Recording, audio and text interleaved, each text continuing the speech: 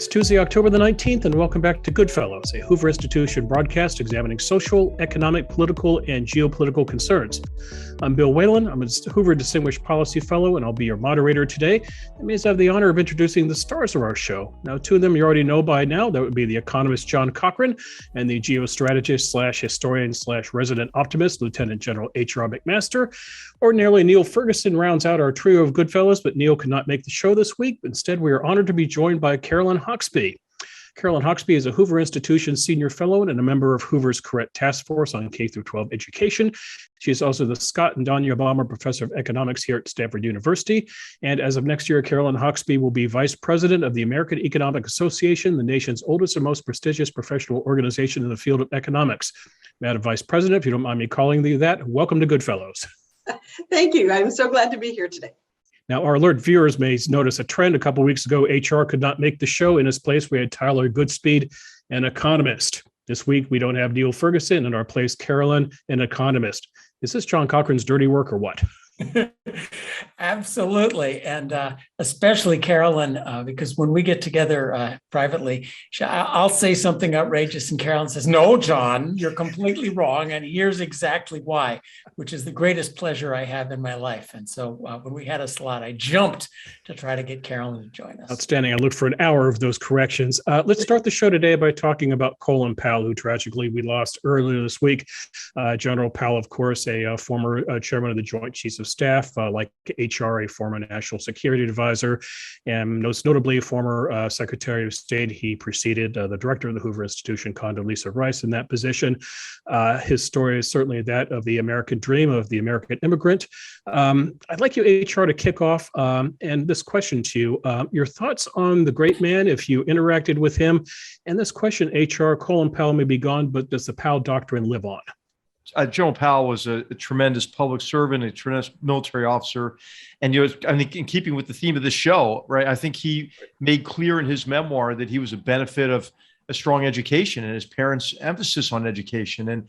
But he was always called to service. And I think he set a great example for the country, for any young men and women who are considering service. But I have a lot of really good, fond memories of him.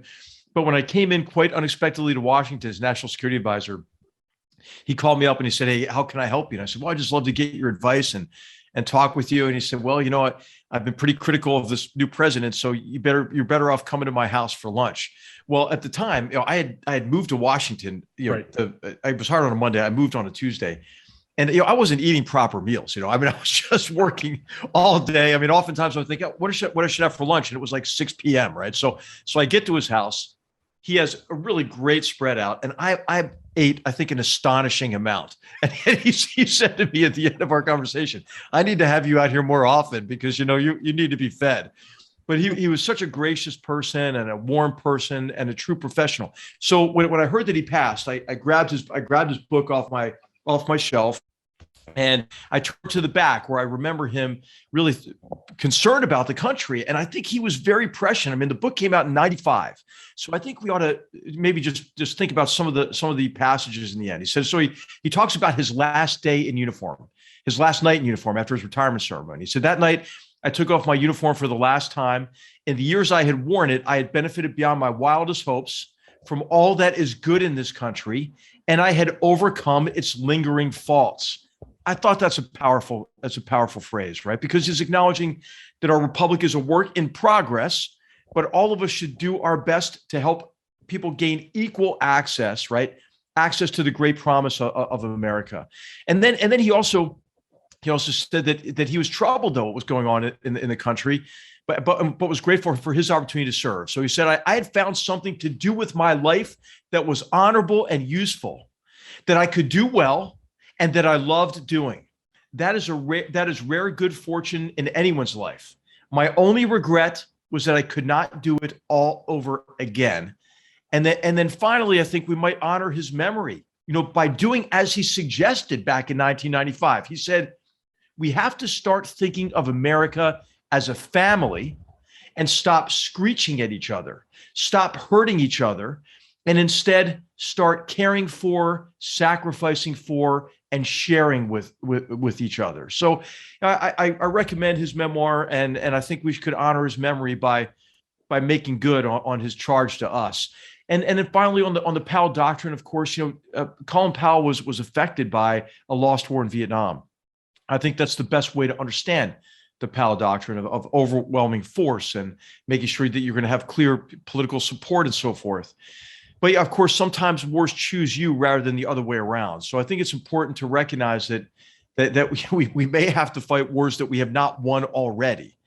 But it's interesting that I think a new generation of young officers are now experiencing the frustrations, the anger, the disappointment of a lost war in Afghanistan, which we've talked about quite a bit. But his generation of officers, Colin Powell's generation of officers, they bequeathed to our generation an army that was fundamentally changed from the ashes of Vietnam.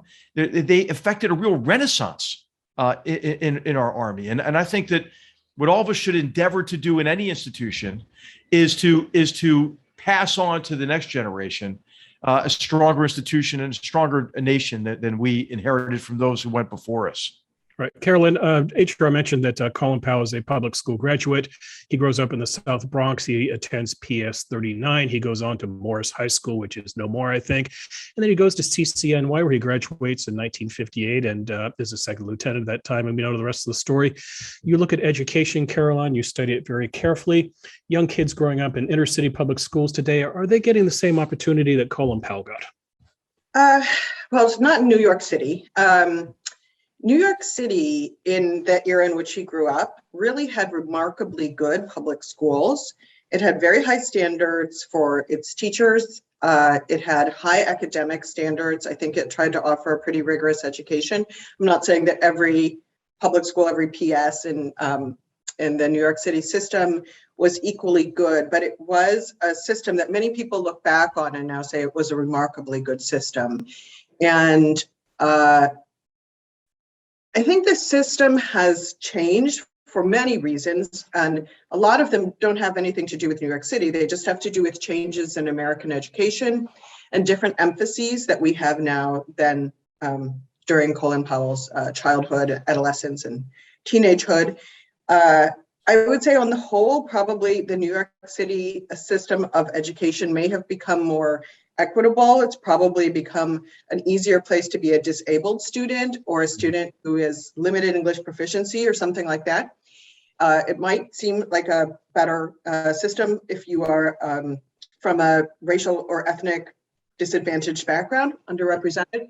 But I would say that its standards have become somewhat, just the standards have been somewhat lowered. I think in Colin Powell's day, I would almost describe it as an elite system that was really trying to get students up to a very high level of academic performance and had high expectations.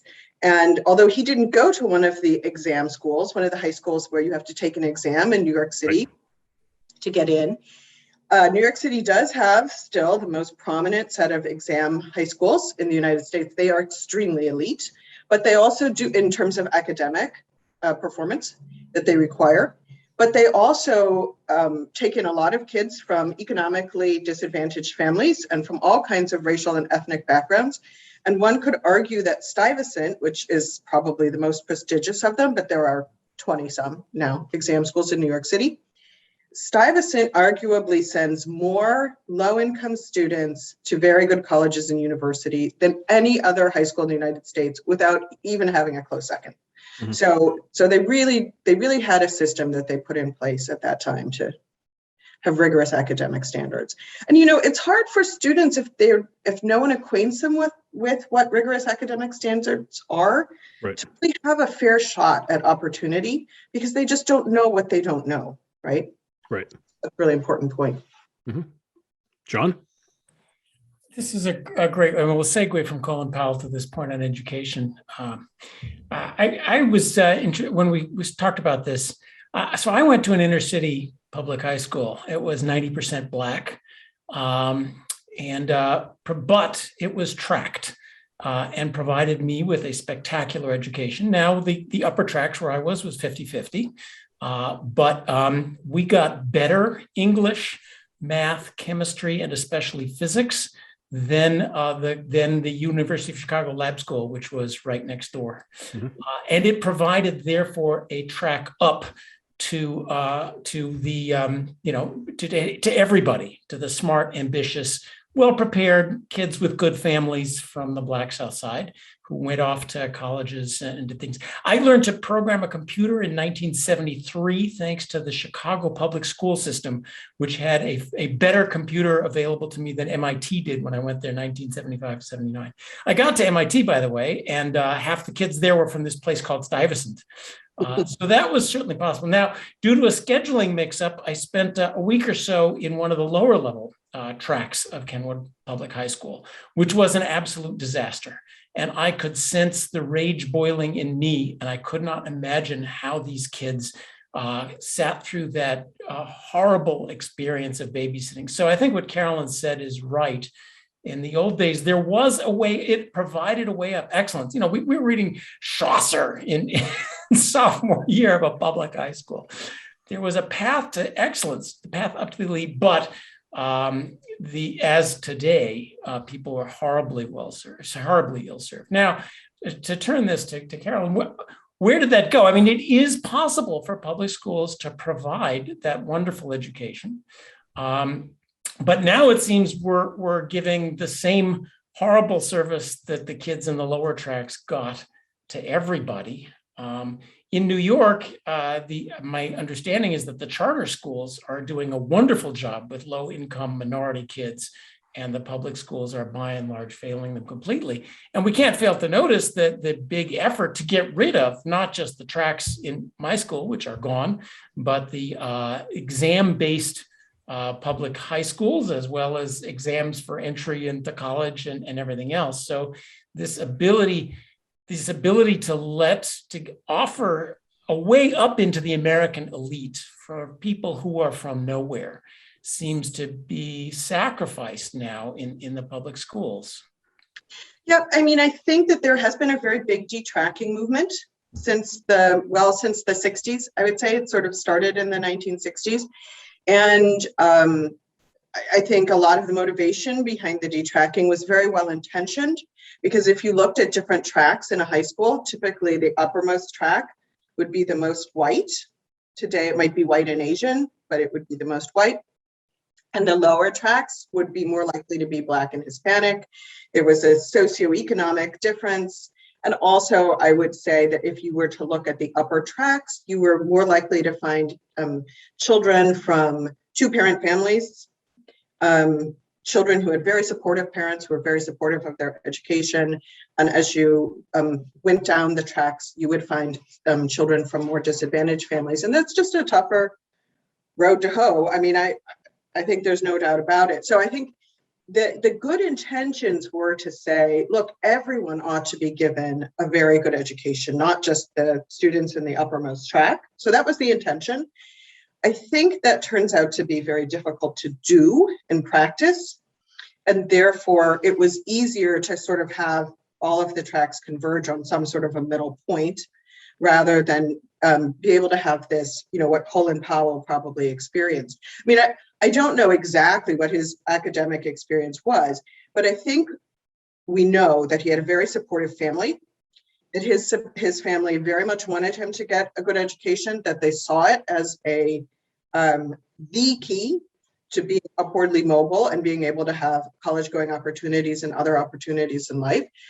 Not every child has parents who are that supportive of education. And so we have to remember that teachers have to work with what they're given. And it's a tough job to be a teacher in the United States, but it is also, if anything, I think a tougher job, because teachers are probably not allowed to use all of the same, let's call them measures of classroom control, I'm putting it politely, that they used to be able to use.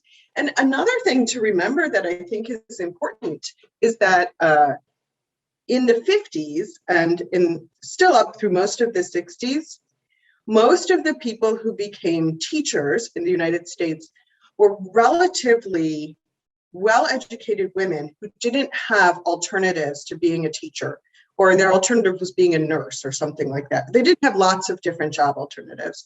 One of the things that we saw was that once you gave women job opportunities, being a lawyer, being a business person, doing all kinds of things, being a physician, instead of just being a nurse or a teacher, actually the average aptitude and the average education in terms of college quality, things like that, of teachers in the United States fell. And interestingly enough, it wasn't just, it fell among women, but it also fell among Blacks, because being a public school teacher was one of the key occupations.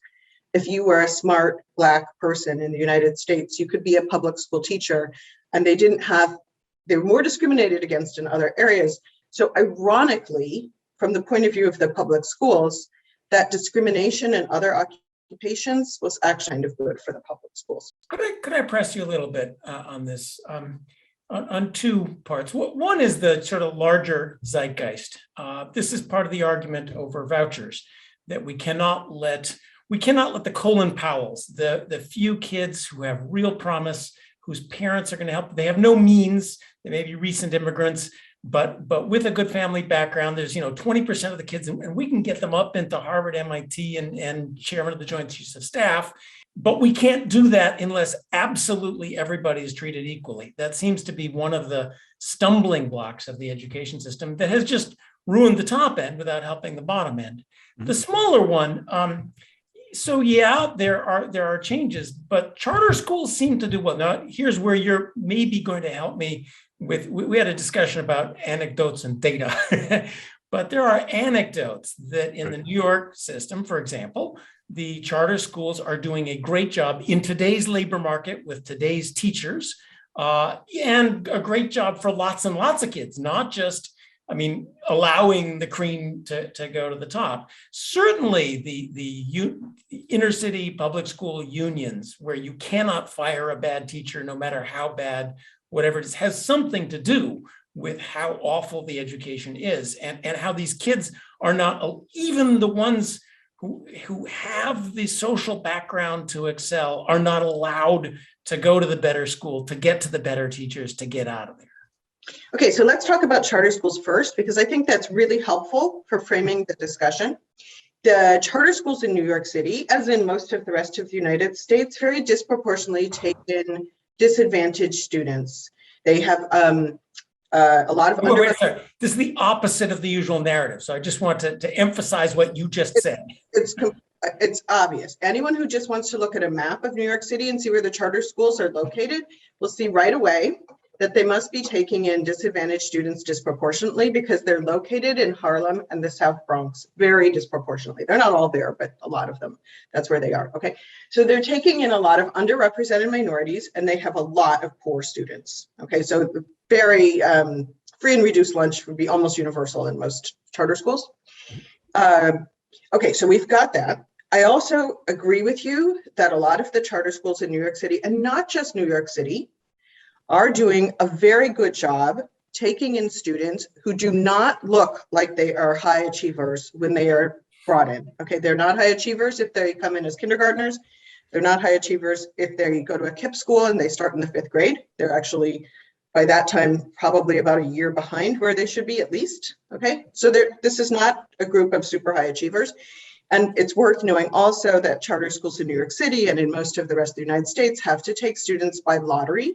So of course, that doesn't mean that if you are a parent who really just doesn't care about thinking about sending your child to a charter school, you're equally likely to participate in the lottery. That's not true, but it is not the case that they somehow get to look at a pool of students and then pick off all of the students who they're going to like, who they think are going to be the highest achieving. So they are taking students by lottery once you're in the lottery pool, and it's not like some big long application. It's more like postcard kind of size application, or one page. Okay.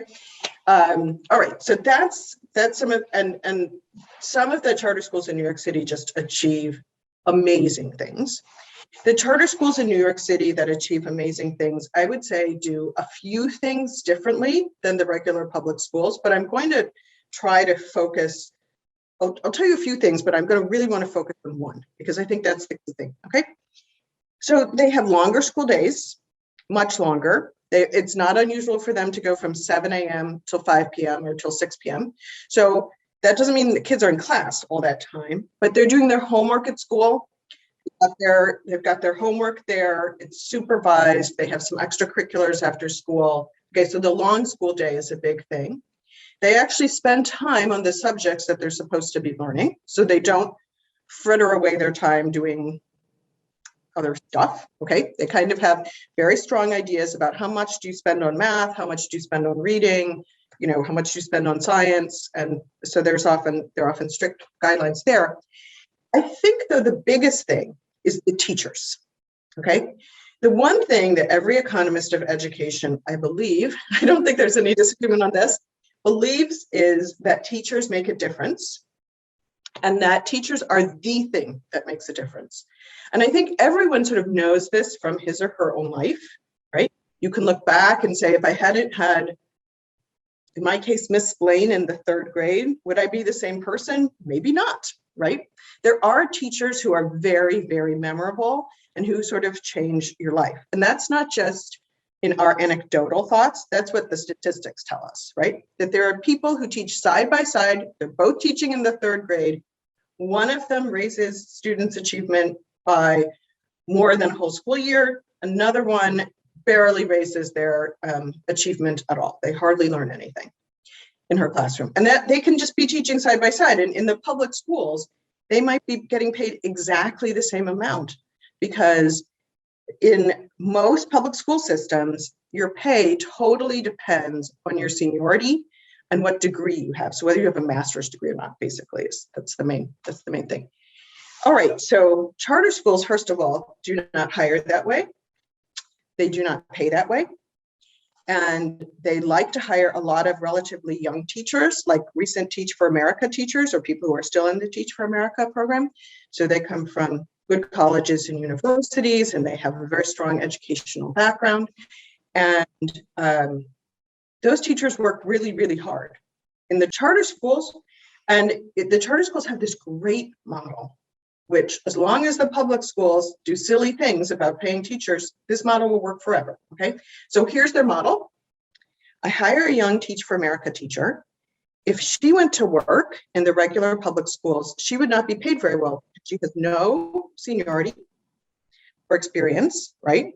And she doesn't have a master's degree at this point. She just got out of undergraduate. Okay, so she's not, and doesn't have a degree in education. She might have a degree, or she might have a degree in history or mathematics or science. Math or physics or science, where they know something. Okay. Yes. Exactly. She has what we call a subject area degree. She's not going to get paid very much in the public schools. So the charter school can actually pay her more, even though it has a lower budget per pupil than the public schools, because it doesn't have a whole bunch of teachers sort of sitting around who have 20 years of seniority and are getting paid a ton compared to the beginning teachers. It just doesn't do that, okay? Charter schools they have a few, but that's not what they do, okay? What they do is they kind of have this system whereby they say, hey, we're getting young people who have a lot of energy. We actually can pay them more than the regular public schools, even though we have a lower budget per pupil, and they work really hard and they're really inspiring to the students and so forth. And maybe they won't be here when they're 20-year veterans. Maybe they will go on to do something else, and that's okay. I'd like to segue into colleges here, if you don't mind, Caroline. HR question for you. Part of the Colin Powell story is that of ROTC. You read the book that you had up, My American Journey, and he points out he was a C student at CCNY, and then he joins ROTC and things click for him. I'm curious your thoughts, HR, on the health of ROTC right now as an institution. It is, to be polite, very complicated at schools like Stanford, Harvard, for example. Is ROTC delivering as it should? Yeah, I think it really is. I've had the opportunity to meet with a lot of ROTC cadets here at San Jose State, and then recently at a very big program at Arizona State University. These are such impressive young men and women who are dedicated to service, who have been challenged in ROTC. They've gone through summer training. They're excited about the leadership opportunities and the opportunity to serve in organizations where, the man or woman next to you is willing to give everything, like including their own lives for you. So they're already becoming inculcated with the ethic of service and and understand the great rewards of serving as an officer in our Army. What's regrettable is that some of our universities still don't have ROTC on campus. It's regrettable for another number of reasons. I mean, how could Stanford, not have ROTC on campus? It's kind of ridiculous, I think. But also it inconveniences the cadets who then have to travel somewhere else to partake in ROTC. But actually, I think even more important, there's no visible presence on the Stanford campus such that a Stanford student who may not have considered military service looks at it and says, oh, that's something I might want to do. So I think it's way past time, to bring ROTC back to Stanford's campus, and we ought to just do it. I think the military analogy, though, I'd like to ask to Caroline is, there's a recognition that sometimes fresh troops, even though they're not experienced, are better to bring into battle than those who have been in battle for a long time because they're exhausted. And I think, do you think that might be the case, right? In some of these more difficult schools where those teachers who you mentioned, Caroline, who have been there for decades, are just worn down by how hard it is to deal with the administration, how hard it is to deal with the lack of support, how hard it is to compensate for the lack of family support for children's education, or the end of programs, Caroline, a lot of times where, the children who are troubled would typically have been able to be moved into a program that would cope with their unique needs. Now, because many of those programs have been cut back, a lot of those troublemaking students are right back in the classroom. And the effect is that the teacher has to spend all their time with the students who are troubled rather than those, who are there to learn and have tremendous potential, but it's difficult to unlock that potential. Well, I definitely think that teachers, just like anyone else, get worn down. And that if you're in an environment where you feel like I'm climbing this hill every year, it is something that could be quite exhausting. I think also as teachers get older, they become more, they end up with families of their own. And so part of it is that energy that you could pour into other people's children, you now may be pouring into your own children, which is fine. There's nothing wrong with that. But it can be an exhausting, it's like being a young person in the military. You might be glad to be surrounded by other people who have a lot of energy too, and are really feeling devoted. And this is their goal. This is their thing. They feel energized by the service component of the role. And so I think teachers are like that as well. I think your comment about ROTC is really interesting because we really do not see ROTC people on campus. Certainly, I don't think I've ever seen one at Stanford. Not in uniform. No, they go elsewhere to drill. Yeah. I can remember seeing just a few when I was at Harvard as a professor, because they would go to MIT to do their ROTC training. And so we would see them every now and again. But I think that lack of presence of the military on college campuses has an effect that's kind of subtle. It's not just that they don't get the ROTC experience, which might do for them what it did for Colin Powell, but it also creates this increasing divide that we see between people who go to elite colleges and universities and people who are in the military. And the people who go to elite colleges and universities often think the military is for a different sort of person. I don't even meet them, right? And I think that's really bad for the country, because the military serves an important role and everyone ought to consider it to be part of public service. And if it's just visible. It's part of a culture in sort of left-wing orthodoxy university that disdains the military and wants nothing to do with it.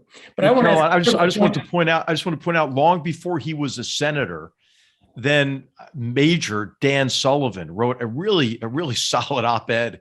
I can't remember where it appeared, maybe the New York Times, about the absence of ROTC on Harvard's campus. And yes. I mean, it got a lot of attention, and I think it generated a debate there and maybe a little bit of a different approach, but that might be worth recirculating. I want to ask a question of both of you involving military and education beyond our ROTC itself.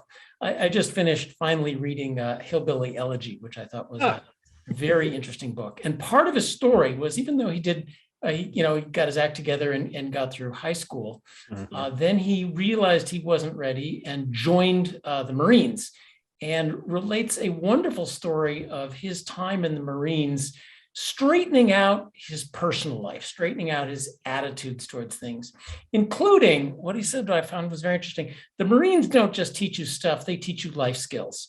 So he went down to buy his first car, and the Marines sent someone with him, and he wants to buy a BMW. And the guy said, no, you're buying the Toyota Corolla over here.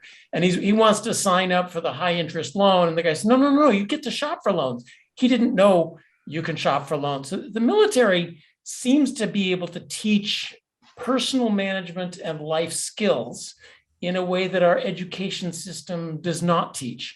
So how do they do it? And maybe should our education system be teaching a little more life skills? Is it possible to do that? Let's let HR jump on this first. Well, I mean, teaching personal finance is part of it, right? You have young men and women who come in without a lot of experience in making these sorts of decisions. So, the military, I mean, you're part of a family in the military, right? So members of the family will make sure that hopefully make sure you don't make those mistakes just out of unfamiliarity with what's available. And then I think what's really important, nothing matures a person like responsibility, I think, right? And when you take on responsibility as a member of a team and then later as a squad leader, you learn a lot of important life skills. And especially maybe it's not just all about you and your gratification, right? There are higher callings in life and you can contribute to worthy endeavors. And then also I think they understand better that they can grow together, achieve excellence. What you can achieve as a team is much greater than what you can do as an individual. So I think there are really just tremendous rewards associated with military service that are less tangible than the hardships that are, I think, more readily apparent. Yeah, I want to really agree with HR about the life skills taught in the military. I don't think that they are taught as much in public schools as they could be. Okay. Now, they may be taught more in private schools and in charter schools because they have a little bit more autonomy, and people who are teachers and administrators may feel less constrained in terms of, am I allowed to use a normative kind of phrase even? You should do this. You should shop for car loans. You should be a team player. You should. A lot of those shoulds have been removed from education because of sensitivities around things. But I will notice that the military is one of the most integrated organizations in the United States. It takes in people from all walks of life, right? It takes in lots of underrepresented minorities. It takes in relatively recent immigrants, people who come to the United States when they're children and then end up joining the military. So it's not as though if you have diversity, you automatically have to not have learn these life skills or have people learn to work in teams or learn to work together. But maybe, I don't know why it would be harder for teachers necessarily, except of course, people don't enlist in school, they just enroll in school. So there is a difference in how much control you have over your students and how much you have over your cadets. But I think that there are some lessons that could be learned by the education system from the military, precisely because it is diverse. It is not as though it's just picking off some set of people who are going to be really easy. He did describe that you are working for something that not everybody gets. You are trying to become a Marine and many wash out. And that is different than the situation in a typical public school where. Right. You know, Caroline, I've been knocking around California for the better part of 3 decades now, looking at policy, and a lot of the education narrative in California is how K through 12 fails to prepare students for college. And if you look at the stats in the CSU system, CSU Los Angeles, for example, the numbers are staggering in terms of how many kids have to take remedial English or remedial math. This gets into the question of who goes into college and where, and a question of admissions, if you will. Stanford put its numbers out the other day. I think it was record 3.9%. And you look at it and you think, my God, who can get into this university? But you've been studying this for some time now, and your research is fascinating because what you suggest is not enough low-income kids are applying to schools like Stanford and Ivy League schools. I'm curious, Caroline, what would that be? Is that a failure of the kids and their parents to dream, or their guidance counselors letting them down, or the university's not reaching to the schools? What's going on here? Yeah, I would not blame the universities particularly, and I also wouldn't blame their schools particularly. So what we have is a problem in the United States where some students and their families are very well informed about the college landscape. And they understand that there is a very big difference, perhaps between a Stanford and maybe one of the less selective CSUs, California State University system schools, and a community college, okay? But not everyone understands that there's a big difference between those things. And furthermore, they may think, well, the community college is local and it's inexpensive. And if I send if I try to send my child to Stanford, even if he or she could get in, it will cost me, I have to be a millionaire to go there or something like that. Okay, that is false, okay? Because generally speaking, if you go to a place like a Stanford or a Harvard, Yale, University of Chicago, whatever, it will be cheaper than going to community college if you can get in, okay? Because they have much more money and they use that money to provide very generous financial aid. So a lot of it is just that parents don't have this information. They're afraid of the high, what we call the sticker price, instead of knowing how much their child will actually pay, which might be zero, okay? And their teachers may not be that familiar with this, and their college counselors. First of all, there are about 350 students for every college counselor in the United States. So they can hardly be giving everyone perfect advice. It's just not possible. Okay, so their college counselors may not realize this, and negotiating this system of all of the different applications and the financial aid applications and everything else is something that's quite easy for parents who themselves have been through one of these selective colleges or universities. They know how the system works. But if I'm the only student in my high school who has been qualified to go to University of Chicago in the past 7 years, there is no older student who can tell me how to do it, okay? My high school teachers and counselors are probably not that familiar with the system, and they're likely to say, gee, you're a really good student, you should go to college for sure, but then that's not enough, right? They need to know which college. Why should University of Chicago be a good place for you to apply, right? And so I think that's really where the system breaks down. We like to call the problem of the missing one-offs. So if you go to Stuyvesant, you could be the poorest student in New York City, but you're surrounded by people who know how to get students into the best colleges and universities in the United States, okay? They also know how financial aid works. If you live in a small town in America and you're the one student in the past 7 years who's been qualified to get into University of Chicago, you're just a one-off. And so these are the students who don't apply. But it's not really the college. I mean, just to be clear, I don't think this is the college's fault. I don't think anyone is to blame, because it's not as though the University of Chicago or Stanford or Harvard or whatever would know that you were the one person in 7 years. And so they're just going to descend by helicopter on your, on your school lawn and pick you up and get you to apply. That's not realistic, because they don't know that you're there right away. And by the time that they figure out that you're there, you haven't applied yet, and you may not have done the things that are necessary to apply. Yeah. So it's a bigger part of the sort of cultural and geographic divide that we're experiencing. There's a lot of implicit knowledge that we who are in the system don't recognize we have, and that we pass on to our children and our neighbors' kids. And if you're living in sort of an isolated place where people don't have that knowledge isn't present. You just have no idea how the system works. And it's just incomprehensible to us that there are people who don't have any idea how the system works. Oh, most people don't know how this, I mean. Exactly. And we don't know how their system works either. So how do we fix this?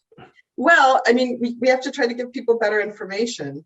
Actually, so I did an intervention with Sarah Turner, who's a professor at University of Virginia, and we did a randomized control trial with 40,000 students in the United States, and we gave them, they were all pretty high achievers, and most of them were very low income students, although not all of them were, because we also wanted to see what happened with higher income students. And we gave them information about financial aid, making comparisons between different schools graduation rates, the different outcomes at different schools, things like that. And it really made a big difference for them. And we are still working on other types of interventions along the same lines. But information, we can't change everything about a student's life, especially as they get close to the end of high school, because by then some things are kind of locked in, right? Mm-hmm. It's one thing if you change the information that they got when they were, second graders or something. But we're working with high school students, so they already have a level of achievement and aptitude and some preparation that's already somewhat locked in. But we can change the information they have so that they're not at an informational disadvantage relative to students who come from, a family with two parents who went to selective colleges or something. So let me. I think it's information, but Caroline, don't you think it's also really just being able to make children aware of the great promise of America and how they can take advantage of it, either through vocational schools or through universities. And two of our daughters did Teach for America, and they were elementary school teachers, and they called their students their college bound students, and they tried to instill in them a recognition that that they can have these tremendous opportunities. Are there ways to do that as well? I mean, I'm trying to think of maybe Boys and Girls Clubs of America. Do you know where, not just the specific college guidance information and what's available from a financial aid perspective, but just letting large numbers of Americans know that they do have the opportunity to take advantage of higher education? Well, so Teach for America is one of the programs that I like best in the United States. It also is, by the way, there's a international version of it too. And one of the reasons why is precisely what you said with your daughters.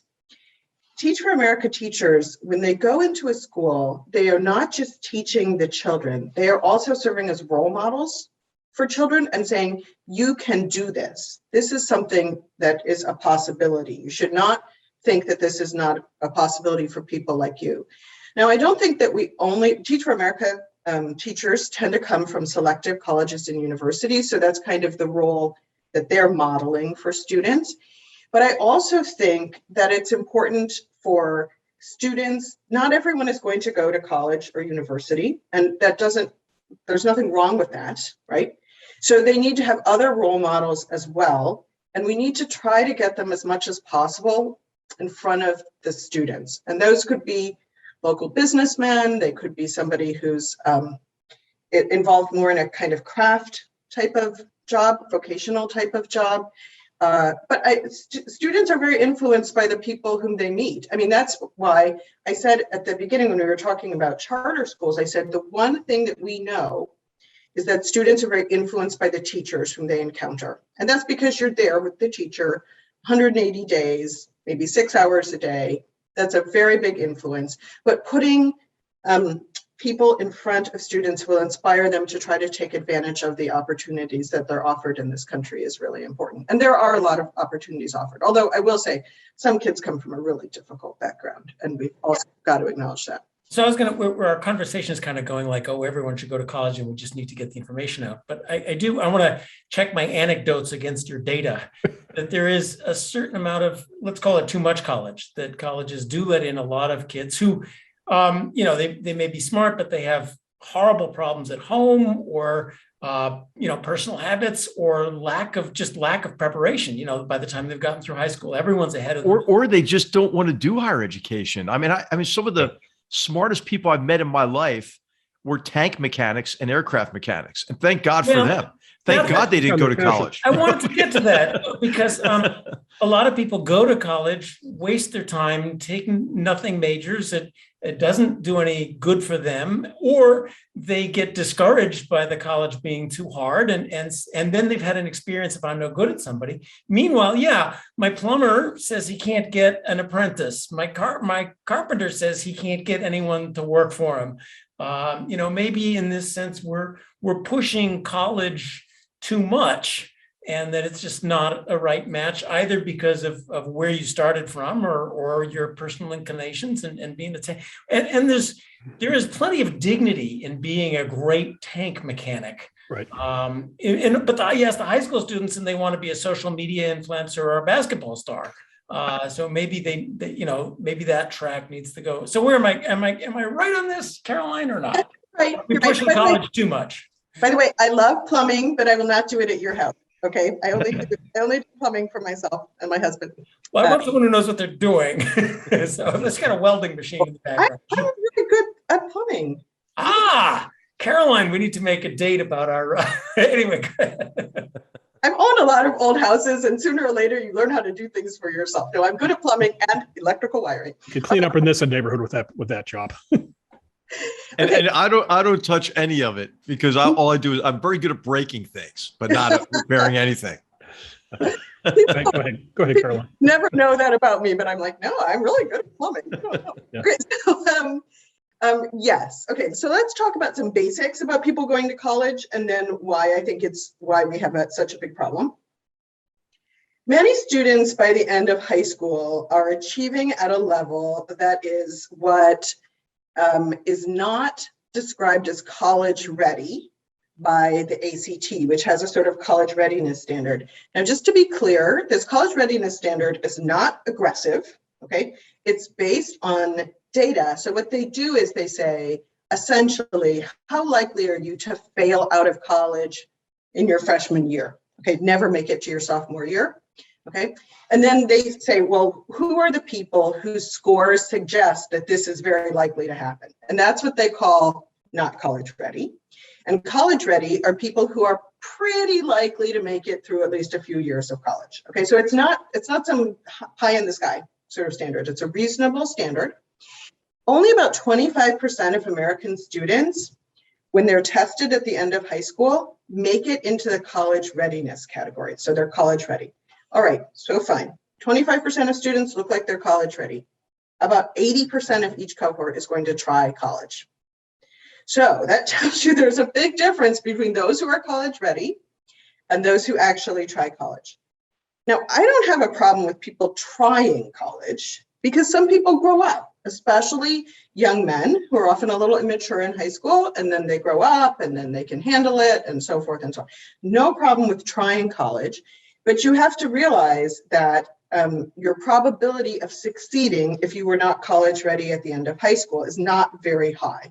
And so you would be prepared for that, okay? It's first of all, people do have a sense of failure. They kind of end up leaving. They often don't drop out thinking I'm dropping out for good, but they are in fact dropping out for good. They just stop doing college. They do less and less of it. And then pretty soon they're not doing it at all, okay? And maybe they'll try going back when they're in their later 20s or something like that, although usually they don't complete then either. So it's not like they suddenly solves everything because you're in your later 20s. But the other thing that's bad about this is we have a system of financial aid in the United States that gives you student loans, potentially, and it gives you grants, especially if you're a low income person. It gives you the Pell Grant. You can qualify for some other grants as well.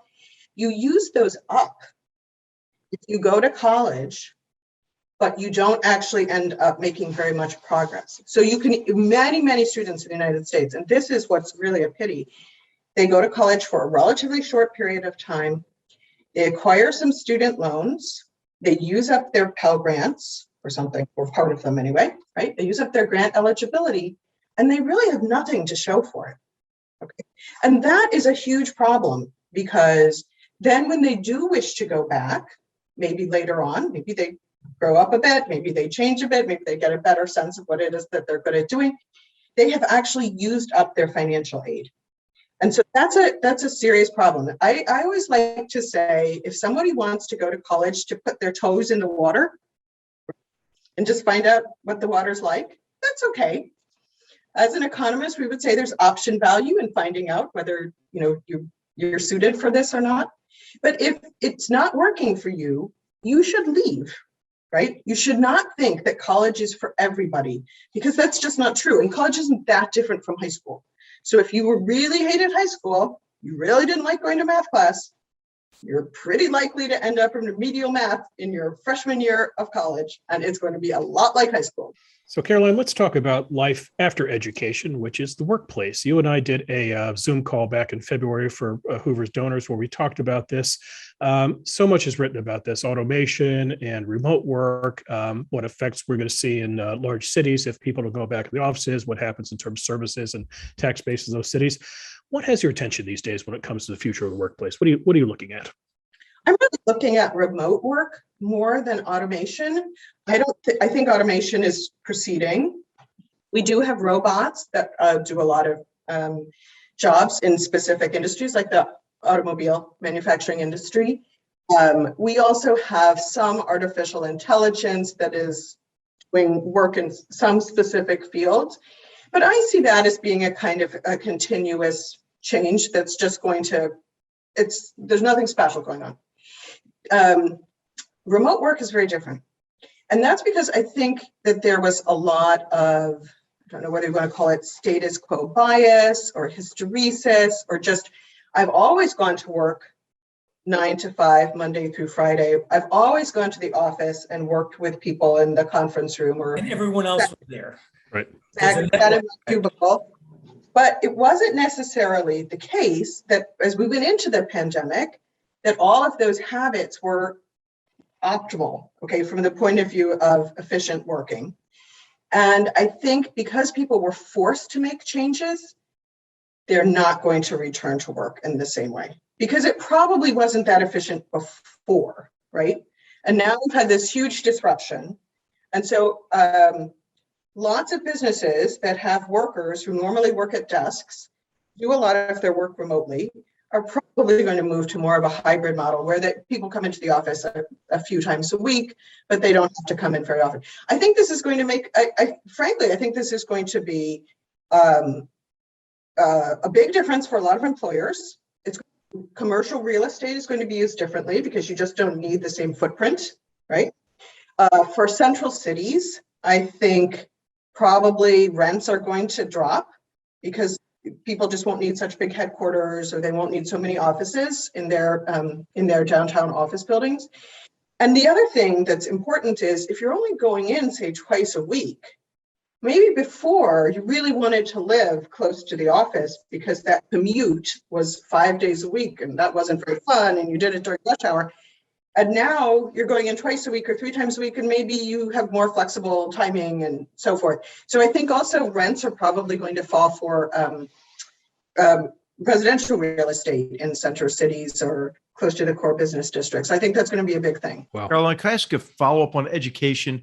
I mentioned I was just out at Arizona State. It's a really innovative place, right? And the president there, Michael Crow, has made it his mission to try to make education more accessible to more people.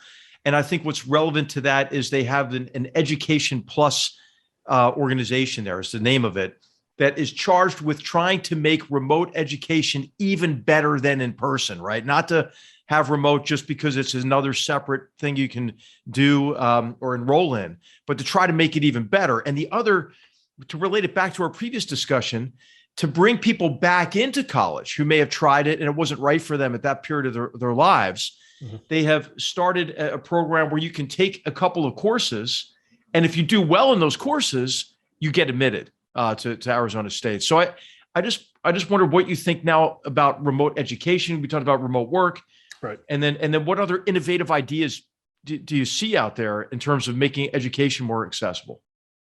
So Arizona State has been very innovative for quite some time. It has had a succession of leaders who have had those sort of innovative ideas.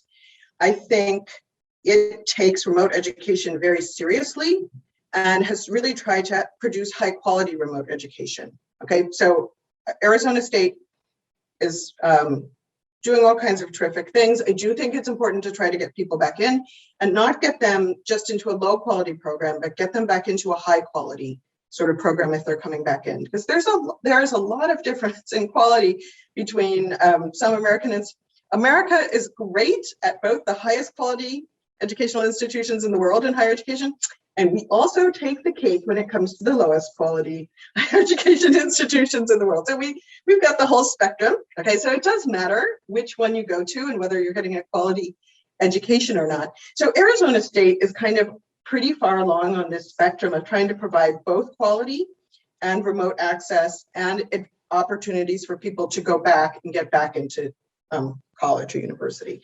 But let me just say the evidence on remote higher education is mixed, okay? It's very mixed. And the way I would put it is, and this is also true if we're talking about K-12 actually, if you are a motivated student, and maybe you also have a motivated family if we're talking K-12, okay? And you have reasonable access to a computer and a fairly quiet space to do your work, okay? Remote education can work really well. And some people actually do much better in remote education than they do in the classroom. These are usually highly motivated students who don't enjoy going to school all that much. Maybe they're bullies at their school or something like that, or they just don't like the environment that much, but they really like learning a lot, okay? And so sometimes they do much better than they would do in person. That's totally possible. However, there are a lot of students who don't feel very motivated unless there is someone in front of them trying to get them to learn. And that's kind of the more typical student. And so when we look at remote education in the United States, whether it's K-12 or higher education, we see a lot of people who really spend quite a lot of money on remote education, and we can see almost no benefit for them, okay? So I think it's just different, it works well for some, does not work well for a lot of people. And I think parents often sort of know which type their child is, and that's an important thing to know, and maybe you know yourself when you're involved in higher education.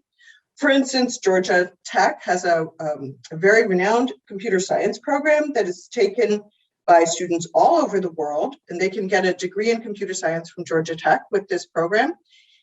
But they're highly motivated people, right? It's not everyone who's engaged in this intensive computer science degree at Georgia Tech. And some of what you get from education is the socialization. I mean, certainly our universities are not just about learning what's in class. It's about forming a cohort. Frankly, the universities, top level universities in the US are the gateway to forming what the American elite is going to be. It's not you in the computer. But we do have this experience. So when I looked into online classes, the fall off rate is tremendous. It just doesn't have that stick to it character that both the teacher that you mentioned, the structure, the test is coming, and the peer group pressure of having we're all in this together produces. And I wonder whether the same problem is going to show up with online work as well. I mean, as economists, we've always thought of you could do at home. Historically, you did at home things where there was a piece rate. You could knit sweaters and send the sweaters out for $10 or whatever it was, and get paid by the sweater. But then stuff where you're paid by the hour, traditionally people kind of went to the office. A lot of that was for the monitoring purpose of it. And I've heard stories, horrible stories, it sounds like, of, if you're working at home, that you have to turn on the camera and your boss can make sure that you're not goofing off all the time. But there has been that feature that salaried work needs monitoring. A lot of what we do in offices is networks. A lot of the problem, we can keep going under the pandemic, but onboarding new people into the culture and network of the institution.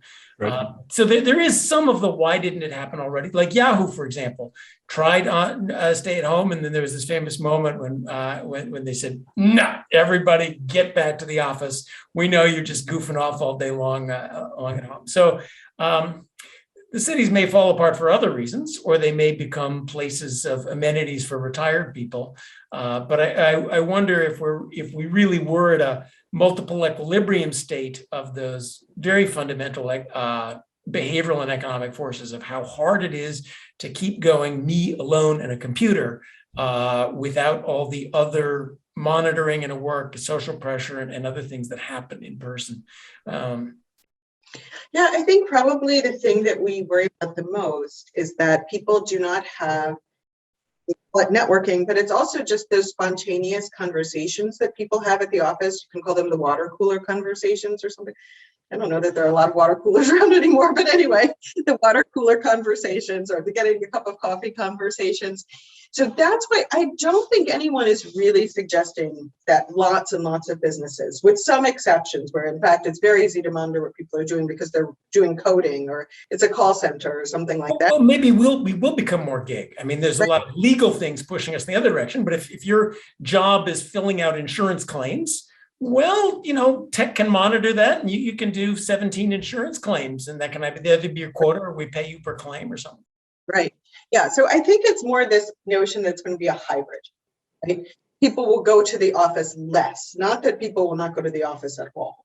So that they will go 2 days a week or 3 days a week, not 5 days a week. But that's still a big change in how much time a person spends commuting.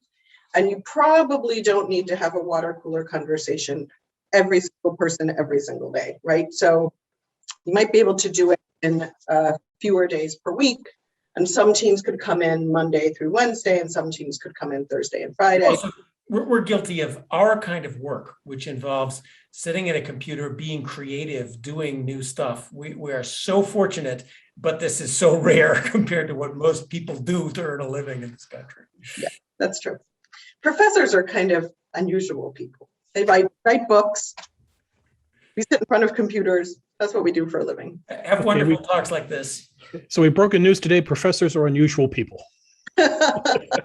So that's going to be a wrap for the show. I think we've run our course for today. Caroline, I thought this was a great conversation. We could go for another hour talking about this. I would point people, by the way, the first rule of GoodFellows is to read what GoodFellows write. I'd point you to John Cochrane's very fine blog, The Grumpy Economist, where he has a post. It is called Build Back Sausage, in which John does the absolutely masochistic job of going through the Build Back Better infrastructure package, trying to figure out what should be done in education, which again is another conversation. Should the federal government be doing this, the state, home schools, what have you? But Caroline, thanks very much for coming on today. We really enjoyed the talk. Oh, I enjoyed it very much. Thanks, John. Thanks, HR. And thanks, Caroline. It's great. It's great to see you. Come back soon. We got hours more stuff to do, especially on these incentive issues. And a word to our listeners, HR mentioned that he has teachers in his family. I have a niece in South Carolina who teaches. Her father was a career teacher. His mother is a career teacher. It is a noble profession. So by no means do we mean to run down the institution at all. We all share the same dream. We want better schools for kids, plain and simple. So, Bill, if I can jump in and just say, my mom taught in inner city Philadelphia at 12th and Rush in North Philadelphia at the Clymer School for about 35 years. So I just wanted to just second your great comment there at the end. Yeah, my mom was a teacher too. So yeah, I think the thing that I really wanted to emphasize was that teachers do make a difference, right? That is the one thing we know for sure. Teachers make a huge difference. So if you're thinking of becoming a teacher, if you know someone who's a teacher, thank a person who's a good teacher because they make a really big difference. Well said, Caroline. Let's end on that note. So that's it for this week's episode of GoodFellows. We will be back next week with a new episode. I think we're going to do another live shoot like we did last week. I think Niall Ferguson will be back. We're going to be recording at a Hoover Institution event. It'll be 2 days before Halloween, so maybe John and HR want to come and preview the Halloween costumes for us. I'm dying to see what they plan to trick or treat as this year. I want to get John's thoughts, by the way, on Halloween is a good economic model or not. So that'll be next week's show. So on behalf of my colleagues, the GoodFellows, HR McMaster, John Cochrane, Caroline Hoxby, thanks for watching this week. By all means, take care, stay healthy, and we'll see you soon. Thanks for watching. If you enjoyed this show and are interested in watching more content featuring HR McMaster, watch Battlegrounds, also available at hoover.org.